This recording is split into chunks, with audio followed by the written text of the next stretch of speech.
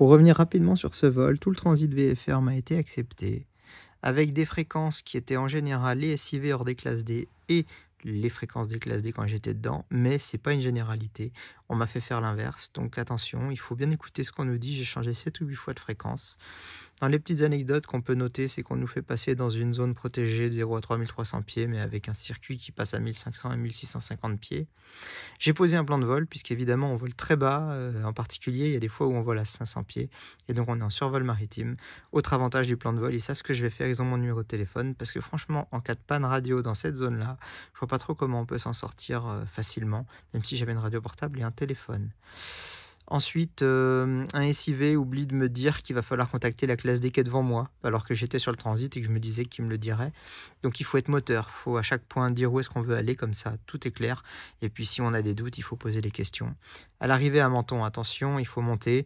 Il y a des montagnes dans l'ordre de 4000-5000 pieds ici. S'il fait très beau, il y a moyen d'aller jusqu'au-dessus du Mercantour, mais ici on m'avait autorisé un FL 100 et finalement j'ai validé que je pourrais aller au 120 pour partir à droite, sinon il fallait partir à gauche, et j'ai pu. Ici on m'a dit que j'étais à l'étranger, on m'a dit que j'étais en Italie et qu'il fallait pas que je clôture mon plan de vol parce que j'avais demandé, et qu'il fallait même que je contacte les Italiens qui demandaient à ce que je les contacte. Et j'ai dit non, je suis en France, et pour le coup, je suis allé à gauche, je suis pas vraiment allé jusqu'à la frontière à cause de tout ça, en me disant, bon, ça se trouve, je sais pas, mon GPS il dit n'importe quoi, je croyais pas trop, mais... Donc ils ont cru que j'étais en Italie, ce qui n'était pas le cas. Petit cafouillage entre TMA et Centre Information de Vol Marseille ici, où on m'a envoyé sur Marseille, ils m'ont dit mais non, vous êtes dans les classes D, donc je suis revenu sur Nice, et la Nice elle m'a dit bon, puisqu'ils vous veulent pas, je vous garde.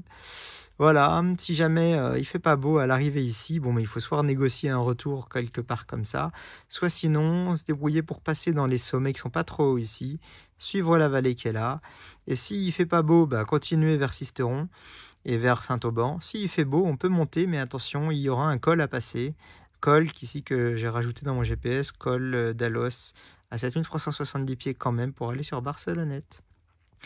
Voilà tout, j'avais un petit truc à rajouter, je vois si ça me revient. Et ça ne me revient pas. Des trucs à rajouter. On est dans un tunnel, franchement, parce qu'il y a beaucoup de choses à faire quand on est tout seul jusqu'à Saint-Tropez. Saint-Tropez, c'est assez cool. On a Saint-Tropez pour aller se balader, et puis Saint-Raphaël. Et ensuite, si jamais le transit n'est pas approuvé ici, on peut passer dans la TMA. Donc c'est relativement cool cette zone-là. Et puis c'est vraiment la plus jolie que j'ai pu voir. Et puis si c'était à refaire, je ferais quand même un arrêt pour avoir un petit peu de marche sur l'essence à l'arrivée. Il me restait 1 heure quand même sur les 4 heures d'autonomie, j'en ai fait que 3. Mais le Castellet, c'est un terrain qui a l'air pas mal parce qu'il n'est pas entouré de zones réglementées, etc. Donc la prochaine fois, si je refais ça, je m'arrête au Castellet prendre de l'essence.